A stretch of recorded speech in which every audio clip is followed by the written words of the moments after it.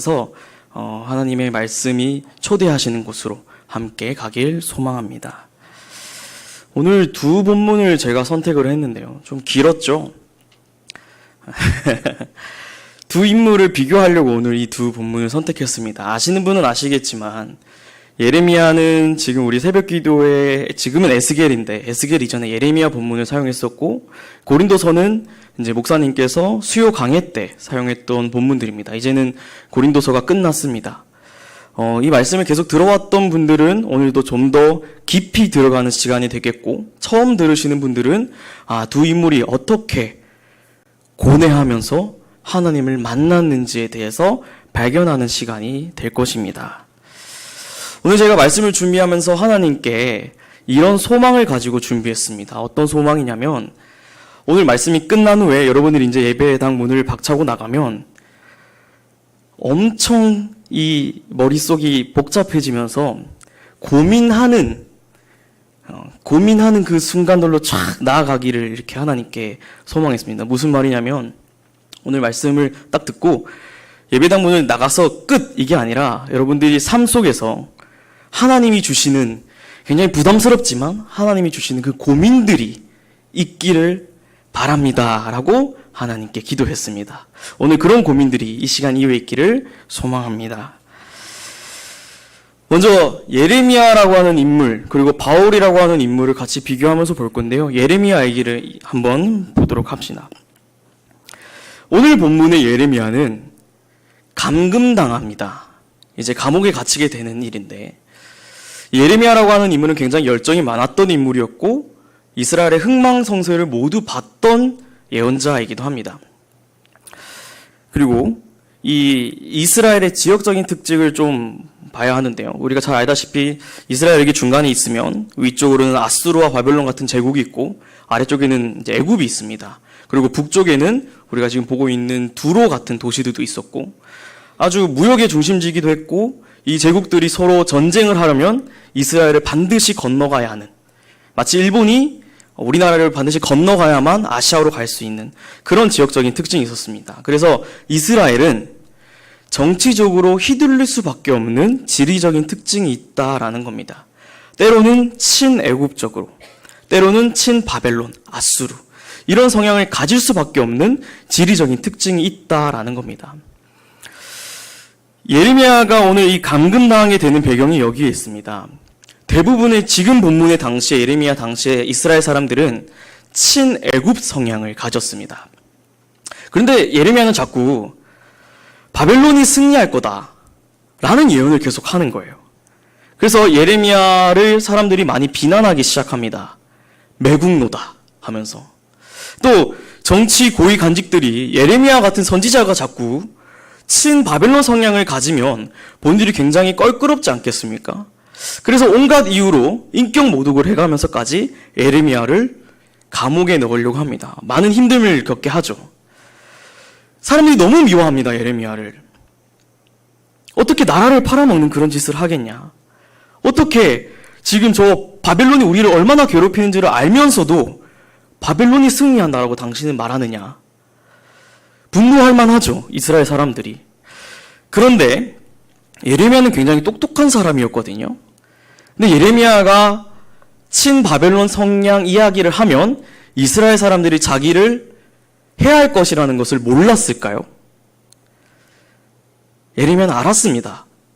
예레미야는 오히려 본인이 너무나도 잘 알고 있기 때문에 오히려 친애굽 이야기를 한다면 오히려 이스라엘에서 굉장히 좋은 생활을 할 수 있었을 것입니다. 예레미야 같은 영향력을 가진 사람이. 근데 왜 예레미야는 그러지 않았냐라는 거죠. 왜 바벨론 편을 들었을까요? 사실 예레미야는 바벨론 편을 든 게 아닙니다. 바벨론 편을 든 게 아니고, 또 애굽을 미워해서 애굽 편을 안 들어준 게 아닙니다. 그저 예레미야는 하나님의 말씀을 대언했습니다. 어떤 편도 아니라 하나님께서 나에게 하시는 그 말씀을 전했습니다.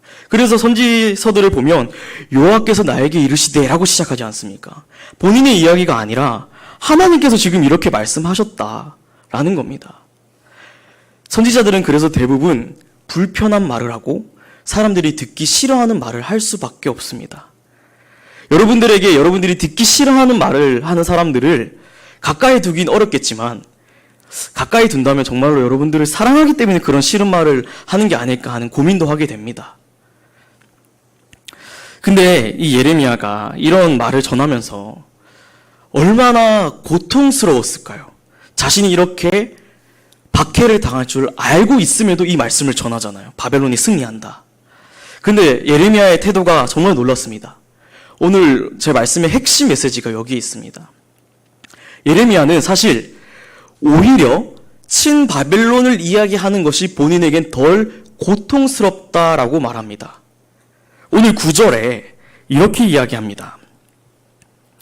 내가 다시는 여호와를 선포하지 아니하며 그의 이름으로 말하지 아니하리라 하면 나의 마음이 불붙는 것 같아서 골수에 사무치니 답답하여 견딜 수 없나이다. 예레미야는 친바벨론을 이야기함으로써 당하는 박해보다 하나님의 말씀을 못 전하는 것이 오히려 더 고통스럽다 말합니다. 그러니까 예레미야에게 있어서는 이 선택이 그나마 덜 고통스러운 거예요. 차라리 내가 몸이 힘든 게 낫다. 하나님의 말씀을 못 전하는 것이 오히려 더 고통스럽고 너무 힘들다. 그래서 오늘 읽었던 본문이 하나님께 항소하는 거예요. 제가 하나님께 속았습니다. 제가 졌습니다, 하나님. 그러면서 제가 깨달았습니다. 저는 이 말씀을 전해야 되는 사람이라는 것을 깨달았습니다. 라는 고백을 합니다. 근데 이걸 깨달았다고 해서 예레미야가 고통스럽지 않았을까요? 예레미야의 고통이 오늘 본문에도 나오는데요. 얼마나 고통스러웠냐면 9절 이하의 말씀을 보시면 이렇게 표현을 합니다. 차라리 내가 태어나지 않았더라면, 차라리 내가 태어나던 날 어머니가 죽어서 그 뱃속에서 나도 같이 죽었더라면, 내가 태어나던 날 그 어머니의 뱃속에 있어서 내가 태어났던 그때 아들입니다라고 말했던 그 사람이 차라리 저주를 받았더라면, 내가 차라리 태어나지 않았더라면 죽을 때까지 이 수모를 당하지 않았을 텐데 라고 하나님께 말합니다. 예레미야의 고통이 느껴집니까? 이 울부짖음이. 그래서 예레미야는 하나님께 순복합니다. 이제 본인이 어떻게 해야 되는지를 알았습니다. 끊임없이 이 과정을 겪거든요. 그러면서 이제 이야기한 거죠. 내가 하나님의 말씀을 전하지 않는 것이 오히려 고통스럽다라는 고백이 여기에서 나온다라는 겁니다. 그리고 이제 예레미야가 계속 끊임없이 그 선지자 일을 하면서 굉장히 어려운 일들을 많이 겪는데 재미있는 에피소드가 있습니다. 하나님 거짓 선지자들과 싸웁니다. 예레미야는 하나님께서 직접 말씀하시잖아요. 직접 말씀한 걸 말했음에도 불구하고 나를 공격하는 사람들이 저 사람 지금 거짓 이야기를 하고 있다. 하나님의 말씀이 아닌 걸 말하고 있다라는 공격을 받습니다. 여기 얼마나 고통스러워하는지 이 거짓 선지자들과 싸우는 장면들이 정말 많이 나옵니다. 근데 그 거짓 선지자들은 사실 자기들 이익이나 정치적 우위나 이런 것들 때문에 이들을 매도하고 있는 거거든요. 예레미야를. 이런 수모를 겪기도 하고 예레미야가 이런 에피소드도 있습니다. 이 감옥에서 저 감옥으로 이감되는 때 이야기인데요. 이 감옥은 너무 몸이 힘듭니다. 근데 이감되어야 되는 그 감옥은 몸은 조금 덜 힘든데 말을 못합니다. 그래서 하나님께 소원합니다. 하나님, 이쪽 이 감옥으로 가지 않게 해주세요. 차라리 몸이 힘든 게 더 낫습니다. 하나님의 말씀을 못 전하는 것이 얼마나 제가 고통스럽습니까? 라는 본문이 아마 37장쯤에 나올 겁니다. 예레미야가 이런 고뇌 속에서 너무 고통받으면서 하나님의 말씀을 전해요. 여러분, 우리가 계속해서 전도 활동을 했지만 하나님의 말씀을 전하면서 우리 전도대회도 나가면 반갑게 맞아주시는 분들이 더 많지만 때로는 그런 이야기들을 합니다. 내가 교회 다녀봤는데, 그리고 나 옛날에 수성교회 다녀봤는데 하는 분들이 있단 말이에요. 그 말씀을 들은 저도 가슴이 굉장히 좀 이렇게 아픕니다. 우리 전도를 하시는 우리 권사님들 또 성도님들이 그걸 들었을 때 얼마나 상처를 받았을까 하는 제가 걱정도 있었습니다. 하나님의 말씀을 전하고 복음을 전하는 것이 늘 행복한 일만은 아닙니다. 그러나 결과는 행복합니다. 결과는. 예레미야는 이걸 알았던 겁니다. 어떤 걸 알았냐면 본인이 지금 받고 있는 핍박, 박해, 이게 처음에는 나를 향한 핍박인 줄 알았습니다. 나를 향한 박해인 줄 알았는데 이런 본인의 힘듦을 겪고 하나님께서 끊임없이 말씀하시는 것을 깨달으면서 예레미야는 이것을 깨닫습니다. 뭘 깨닫냐면 내가 받는 핍박, 내가 받는 박해, 이것은 나를 향한 핍박이 아니라 하나님을 향한 핍박이구나. 하나님이 하나님 나라를 완성해 나가시는 그 과정에서 나를 부르시면서 그 핍박들을 받는데 이것은 내가 받는 핍박이 아니요 하나님께서 받으시는 거구나 라는 것을 깨닫습니다. 그래도 이 고통 속에서 그걸 깨달았기 때문에 고통을 감내하면서까지 목숨을 던지면서까지 하나님의 말씀을 전합니다. 매국노라고 하는 소리를 듣고 인격 모독을 당하고 그러면서 이제 예레미야는 돌이킬 수 없는 강을 건넜습니다. 우리 유명한 소설인 셰익스피어의 소설 중에 햄릿이라고 하는 소설이 있죠. 거기 중요한 핵심 메시지가 죽느냐 사느냐 그것이 문제로다 라고 하는 건데요. 죽는 쪽을 선택해도 죽는 게 아니고 사는 쪽을 선택해도 사는 게 아닌 정말 끊임없는 딜레마 속에서 살아갈 수밖에 없는 그 모순을 탁 꽂는 소설인데 예레미야는 지금 어떤 선택을 해도 이미 하나님께 붙잡힌 몸입니다. 그러니 순복한 겁니다. 자신의 십자가를 맨 겁니다. 이게 예레미야 선지자의 모습입니다. 예레미야는 이런 과정을 통해서 내가 누군지 나의 존재에 대해서 생각하고 나의 실존을 부딪히면서 하나님을 만납니다. 이게 예레미야의 이야기고요. 이제 바울의 이야기로 한번 넘어와 봅시다.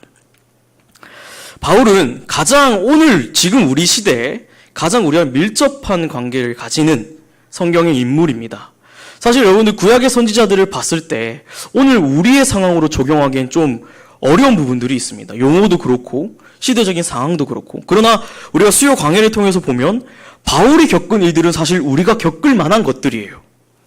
우리가 겪었던 부분도 있고 고린도서의 헌금 이야기 또 면포를 쓰는 이야기 또 유대인들만 구원받느냐 하는 그런 논쟁들 이런 것들 사실 우리가 지금도 겪고 있는 문제들이거든요. 그래서 우리가 바울을 볼 때 우리 삶과 어떤 연관이 있는지를 반드시 연관시키면서 봐야 합니다. 바울은 이 오늘 읽었던 고린도서에서 어떤 공격을 받냐면 고린도서를 써내려 가는데 사실 고린도 교회에 있는 문제에 대해서 해결하기 위해서 편지를 써갑니다. 근데 중간중간마다 우리 수요 강의 때 봤지만 맥락과는 조금 다른 이야기를 합니다. 무슨 이야기를 하냐면 사도성을 변호해요. 이 바울이 계속 사도성의 공격을 받거든요. 왜 공격받냐면 너 예수님 직접 본 적 없잖아. 이걸 받는 거예요. 너 사도 아니잖아. 그런데 바울이 계속 그 변호를 합니다. 그런 변호를 어느 정도 끝냅니다. 근데 나중에는 이런 사도성 공격을 가지고 안 먹히니까 바울에게 어떤 공격을 하냐면 인격 모독을 합니다. 너 키도 작고 말도 더듬고 못생겼고 그리고 이제 오늘 본문에 나오는 아마도 간질이라고 추정하는 뇌전증 그런 걸 가지고 있었다라고 추정한다라고 우리 배웠죠. 그런 것들을 가지고 있었다라고 합니다. 그런 걸 이제 모독하는 거예요.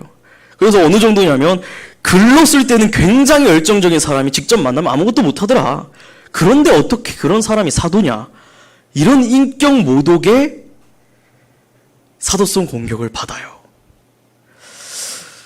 저는 사실 간질이 있는 사람을 본 적이 없어서 영상을 찾아보니까 지금은 우리가 간질이 있으면 이렇게 이상하게 생각하지 않는데 응답하라 1988에 보면 그 장면이 나와요. 어떤 학생 하나가 이 간질을 탁 하는 그 장면이 나오는데 그 학생이 정신이 깨서 일어나니까 엄청 부끄러워하더라고요. 아마도 지금도 그 병을 굉장히 부끄러워하는데 이 당시에 바울에게 있어서 지금처럼 의학이 발전되지 않았을 때 이 간질은 굉장히 부끄러운 거라고 생각했을 것입니다. 바울은 이런 인격 모독적인 사도성 공격을 받고 그러면서 복음 사역을 끊임없이 해나갑니다. 근데 바울이 왜 중요하냐면 이런 질문에서 시작합니다. 여러분, 왜 2024년 지금 대한민국 그리고 대구라는 곳 왜 우리는 바울 같은 예레미야 같은 에스겔 같은 하박국 같은 그런 선지자 사도가 나타나지 않지? 왜 그런 사람이 나타나지 않지? 사실 우리 한국교회 유명한 목사님들은 있지만 그분들이 한국교회를 다 이끌진 않잖아요. 그 고민이 사실 이 바울을 마주했을 때 우리가 무엇을 해야 되는지를 깨닫게 됩니다.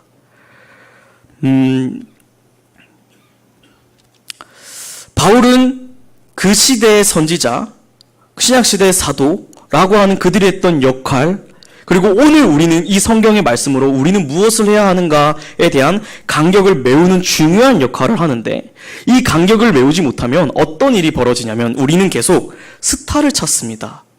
나의 문제를 해결해줄 스타. 나의 문제를 해결해줄 스타.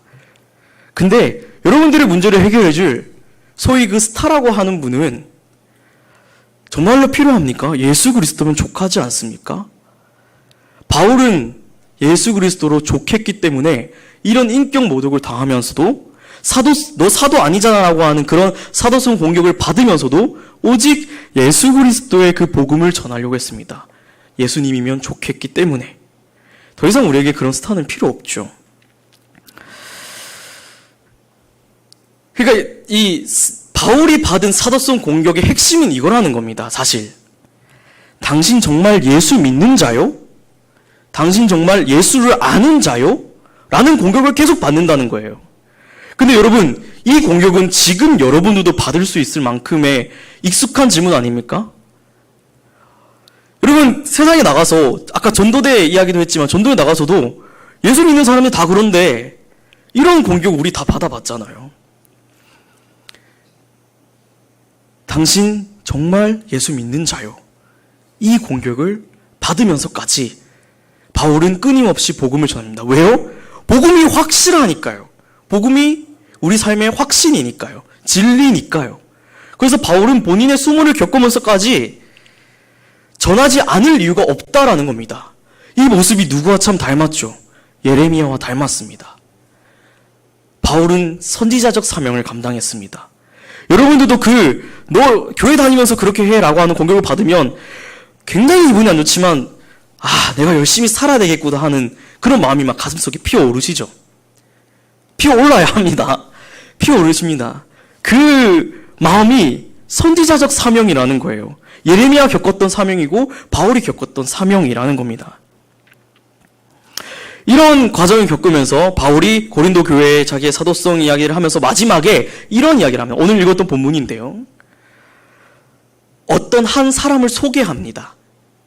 14년 전에 있었던 일이라 하면서 사람을 소개합니다. 사실 자신의 이야기인데 그 이야기가 어떤 이야기냐면 내가 놀라운 환상과 계시를 보았다.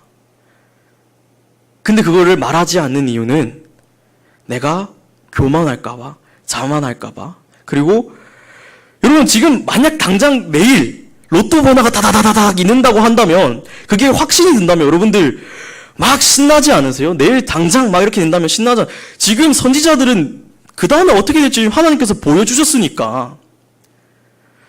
그런데 바울은 그걸 겪었단 말이에요. 그 환상을. 근데 14년 동안 말하지 않은 이유? 이런 환상으로 내가 자만해질까 봐. 그래서 하나님이 이 바울을 자만하지 않게 하기 위한 장치를 바울에게 하나 주시는데 그걸 고백하는 장면이 오늘 이 장면입니다. 어떤 이야기냐면 이 간질인 것 같아요. 간질이 있는데 이걸 내게서 떠나가게 해달라고 하나님께 3번이나 간구했다라고 합니다. 그런데 주님의 답변이 어떻습니까? 바울이 정말 이런 모독 당하면서 얼마나 간절히 기도했을까? 여러분들도 삶에 문제가 있으면 정말 간절히 기도하지 않습니까? 근데 바울이 이 간구를 하는데 하나님께서 이렇게 이야기합니다. 내 은혜가 내게 족하도다. 이는 내 능력이 약한 데서 온전하여짐이라. 라고 고백을 합니다. 이 말씀을 들은 바울은 기쁘다라고 표현되어 있지만 이렇게 팔짝 뛸도록 이게 그런 기쁨은 아니었을 거예요. 예레미야와 같은 내가 누구인지 이제 깨달았다. 내가 하나님의 말씀으로 살아가는 이유를 깨달았다. 이 기쁨이었을 겁니다. 내가 하나님의 복음을 전해야 하는 이 사명의 이유를 알았다. 이 기쁨을 알았을 것입니다.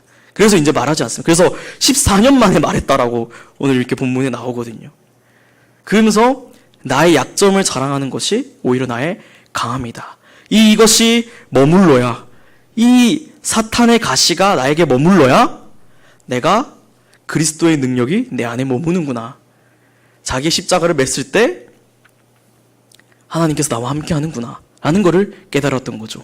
이 바울의 이 고백이 누구와 닮았죠? 예레미야와 닮았습니다. 정말 기가 막히게 비슷하죠.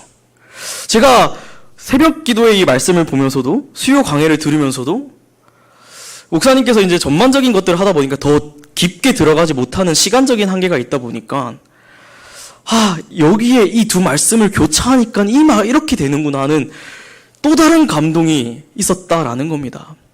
그래서 지금 이 말씀에 계속 들어왔던 분들은 제가 무슨 얘기 하는지 아실 겁니다. 처음 들으시는 분들도 충분히 어떤 이야기 하는지 이해하실 거고요. 그래서 이 바울도 예레미야 같은 이런 과정들을 겪습니다. 본인이 겪는 고난이 오히려 복음 전파에 유익하구나. 이걸 깨닫습니다. 그러니 본인이 고난을 안 겪을 이유가 없습니다. 고난 겪어도 상관없습니다. 하나님이 확신을 주셨는데 그 고난 좀 걷는 거 어때? 사실 기독교 역사는 이런 목숨을 건 사람들에 의해서 계속해서 유지되어 왔습니다. 우리 대한민국의 역사도 그렇고요. 여러분들에게 그 사명을 감당하라고 얘기하기는 정말 저 또한 부끄럽습니다. 그러나 우리 수성교회 가운데 그런 정말 한 사람이 나타나는 역사가 있었으면 좋겠습니다. 여러분들이 그런 그 소망의 열매가 되시기를 바랍니다. 그러니까 이제 예레미야와 바울은 모두 본인의 십자가를 매야 된다는 걸 알았죠. 이 두 이야기를 비교하면서 제가 하고자 하는 결론으로 이제 말씀드리려고 하는데, 제가 최근에 정말 감명 깊게 읽은 책이 있습니다. 아마 먼 훗날 유창배라고 하는 사람이 20대 때 가장 감명 깊게 읽었던 책을 꼽으라고 한다면 손가락 안에 드는 책이라고 생각합니다. 제가 몇 번 이렇게 소개한 적이 있는데, 알베르 까미라고 하는 프랑스 철학자입니다. 이 사람의 시지푸스 신화라고 하는 책인데요. 읽어보신 분도 계시겠지만 이 책에서 이런 이야기를 합니다. 까미는 세상에 온갖 부조리가 가득 찼다라고 이야기합니다. 그래서 이 부조리를 해결하기 위해서 한 가지 예를 하나 드는데, 이게 시지푸스 신화라고 하는 예를 듭니다. 시지푸스 신화가 한번 들어보셨을 거예요. 이 시지프라고 하는 신이 벌을 받습니다. 어떤 벌을 받냐면 큰 동그란 돌을 산 위에 계속 올려놓는 벌을 받습니다. 이거 보셨을 거예요. 그래서 이 산 위에 돌을 올려놓으면 어떻게 되죠? 다시 돌은 떨어집니다. 이것을 계속 반복하는 벌을 받습니다. 근데 까미는 이것을 보고 이렇게 이야기합니다. 많은 사람들은 돌을 올려놓는 것이 벌이라고 생각하지만 신이 시지프스에게 준 벌은 사실 돌을 올려놓는 것을 포기하고 스스로 삶을 마감하는 것이 벌이다 라는 겁니다. 이 돌을 올려놓는 행위는 매일 반복되는 삶, 이 반복되는 삶을, 아무런 의미 없이 반복되는 삶을 이 까미는 부조리라고 이야기합니다. 여러분들 사실 지금도 회사 생활을 하시는 분들은 매일 반복되는 삶을 사시죠. 저도 사실 이렇게 사무실에 있다 보면 주중에 이렇게 굉장히 반복되는 일을 해요. 근데 냉정하게 보면 정말로 매일 똑같은 일이 반복되진 않잖아요. 근데 그 삶에서 우리는 무료함을 느끼고 이런 고민을 한다는 거예요. 내가 왜 살아야 하지? 왜 내가 똑같은 일을 매일 하면서 내 삶의 의미는 어디 있지? 라는 겁니다. 근데 여기서 까미가 말하는 부조리는 이런 고민조차 하지 않는 사람들을 부조리한 삶이라고 이야기합니다. 이게 무슨 말이냐면 시지프스가 돌을 올려놓는 행위가 벌이 아니라 이 돌을 올려놓으면서 내 존재가 사라지고 내가 누구인지 고민하는 것이 사라지고 내가 이 일을 왜 하는지에 대해서 사라질 때 더 이상 나라는 존재가 존재하지 않을 때 내 삶이 의미가 없어지는 겁니다. 그렇게 삶을 포기해버리는 거죠. 이게 신이 준 벌이라는 겁니다. 그래서 오히려 끝까지 내 삶을 마감할 때까지 그 돌을 올려놓는 것이 오히려 신에 대한 저항이라고 합니다. 근데 이 저항은 이렇게 진짜 저항하는 게 아니고 우리로 치면 하나님에 대한 응답 이렇게 표현하면 좀 이해가 되겠죠. 매일 똑같은 삶을 반복하지만 여기서 딱 깨어서 나는 왜 살아야지? 나의 존재는 무엇이지라는 그 고민에서 시작할 때 하나님의 말씀에 응답하는 첫 단추가 된다라는 겁니다. 제가 처음에 하나님께 이렇게 기도했다라고 했죠. 여러분들이 이 예배당 문을 박차고 나가면 고민을 한가득 가지고 이렇게 한 주를 살았으면 좋겠다. 근데 이 고민은 힘들죠. 근데 이 고민은 결과는 행복합니다. 바울과 예레미야의 그 수많은 순환과 고난은 힘들죠. 결과는 어떠합니까? 행복합니다. 하나님의 부르심, 하나님의 인도가 있었기 때문입니다. 이게 까미가 말하는 시지프 신화와 굉장히 비슷한 이야기를 하고 있습니다. 사실 까미의 이 책을 보면서 다시 말씀을 비추었을 때 제가 이런 것들을 이렇게 발견하게 되었던 거죠. 그래서 이 까미 시선에서 예레미야와 바울을 다시 비춰본다면 본인에게 벌이라고 생각했던 그 고통들이 사실은 하나님의 시험이자 하나님의 일하심이라는 것을 깨닫게 되는 은혜라는 겁니다. 그러므로 이것을 깨닫고 열심히 살아갔던 인물들이 예레미야와 바울 그리고 많은 선지자들이었습니다. 근데 무엇을 위해 열심히 살았을까요? 하나님의 복음. 바로 하나님을 전하기 위해서. 그냥 단순하지 않습니까? 생각보다. 온갖 수모들을 다 겪고 다 끝내고 보니까 다 이걸 제하고 보니까 딱 하나 남는 겁니다. 하나님. 이거 딱 하나 남는 겁니다. 제 말씀을 정리하려고 합니다. 오늘날 우리가 사실 이런 선지자적 사명에 대해서 아까 제가 이렇게 언급했지만 내가 감당하려고 하는 고민보다 타인에게, 소위 스타들에게 이 선지자적 사명을 좀 떠넘기려고 하는 경향이 있습니다. 내 문제는 타인을 통해서 해결하려는 거죠. 근데 이거는 잘못됐다라기보단 인간이 그런 죄된 인간입니다. 내 스스로 하나님과의 관계를 회복해서 해결할 생각은 하지 않고 저 사람이 문제야. 저 사람만 되면 되는데 이런 어떤 남에게 핑계를 두면서 나는 마치 깨끗한 사람처럼 나는 선지자적 사명을 다한 사람처럼 이렇게 하는 게 이게 인간의 죄된 인간이라는 겁니다. 누구에게나 있는. 그러나 오늘 이 말씀을 통해서 이렇게 이야기하는 거죠. 누구누구야. 정신 차려. 너 깨어 있어야지. 너가 해야 되는 일이야. 너가 이 선지자적 사명을 해나가야 되는 일이야. 예레미야에게는 수많은 고통을 속에서 예레미야를 이렇게 알게 하셨고 바울은 그런 사도성이나 이런 공격을 당하면서 이걸 알게 하셨고 여러분들은요. 여러분들도 그걸 알게 된 순간들이 있지 않습니까? 그게 없다면 알게 된 순간이 있기를 소망합니다. 하나님이 여러분들을 부르는 그 순간입니다. 그 고민의 순간. 이것이 바로 여러분들이 고민하는 그 순간 시작된다라는 겁니다. 이 초대에, 하나님의 이 초대에 응답하셔야 된다는 겁니다. 신에 대한 저항이라는 거죠. 응답하셔야 됩니다. 그냥 사는 게 아니라요. 응답하자라는 겁니다. 그래서 제가 우리 성도님들과 가끔 이렇게 커피도 한잔하면서 자주 이런 이야기를 합니다. 열심히 슬퍼하고, 열심히 아파하고, 열심히 고통스러워하고, 열심히 행복하라. 이런 얘기를 자주 합니다. 그죠? 우리 전도대에게 제가 이런 얘기 정말 자주 했습니다. 정말 자주 합니다. 고통도 은혜고, 고민도 은혜고, 행복도 은혜라면 그걸 여러분 즐겨야죠. 하나님께 주신 은혜인데 그 고통을 왜 피합니까? 그래서 바울이 그런 이야기를 합니다. 하나님으로 말미암은 근심은 회개를 통하여 구원에 이르게 하는 회개다. 그러나 세상 근심은 사망에 이르게 하는 것이다. 라고 이야기를 합니다. 여러분, 이제 이 예배당 문을 박차고 나갈 때 최소한 한 주는 이 고민의 고통 속에 한번 빠져 살아보세요. 웃기죠? 행복하라고 말해야 되지만 근데 그 고민의 터널을 쫙 지나고 나왔을 때 그 하나님의 말씀을 깨달았을 때 그 행복은 어떤 것도 줄 수 없는 행복이라고 생각합니다. 그렇게 믿으시기를 바랍니다. 열심히 고민하고 열심히 고통스러워하고 하나님께서 주시는 건심을 거룩히 받으십시오. 거룩히. 이제 두 인물의 고뇌를 봤습니다. 그리고 두 인물의 고뇌에서 바울이 사실 우리와 많이 비슷합니다. 우리가 바울을 따라갈 수는 없지만 바울이 많이 비슷합니다. 바울이 겪었던 수모들, 우리가 늘 겪는 것들입니다.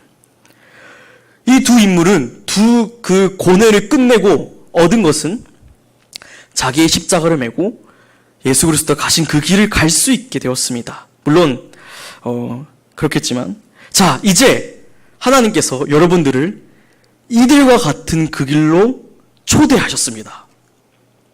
가시겠습니까? 아직 못 가겠으면 조금 기다려 드릴게요.